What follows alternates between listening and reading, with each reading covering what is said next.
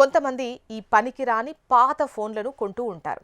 కానీ వాస్తవంలో ఈ ఫోన్స్ను ఇతర రాష్ట్రాలకు తరలించి అక్కడి నుంచి సైబర్ మోసగాళ్లకు అందజేస్తారు. వారు ఫోన్స్ను మరమ్మతులు చేసి నకిలీ పేర్లతో సిమ్ కార్డులు పొందుతూ మోసాలకు పాల్పడతారు. కాబట్టి పాత ఫోన్స్ను విక్రయించే ముందు జాగ్రత్తగా ఉండాలి. పాత ఫోన్లు అమ్మే ముందు వాటిలో ఉన్న వ్యక్తిగత డేటా పూర్తిగా తొలగించాలి.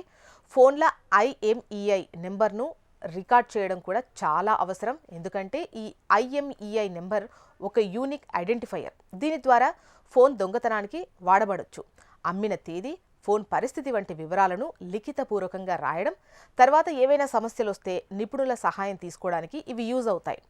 అమ్మేటప్పుడు జాగ్రత్తలు, సూచనలు ఏంటంటే ఫోన్ మొత్తం డేటా బ్యాకప్ తీసుకొని ఫ్యాక్టరీ రీసెట్ చేయాలి. IMEI నెంబర్, ఆపరేటర్ వివరాలు, అమ్మిన తేదీ లిఖితపూర్వకంగా తీసుకోవాలి. పాత ఫోన్స్ను మాత్రమే నమ్మకమైన వాణిజ్య కేంద్రాల్లో లేదా రీటైల్ షాపుల్లో అమ్మడం మంచిది. ఈ సూచనలు పాటించడం ద్వారా మీరు మోసాలు, వ్యక్తిగత డేటా లీక్ అవ్వడం నుంచి రక్షించబడతారు.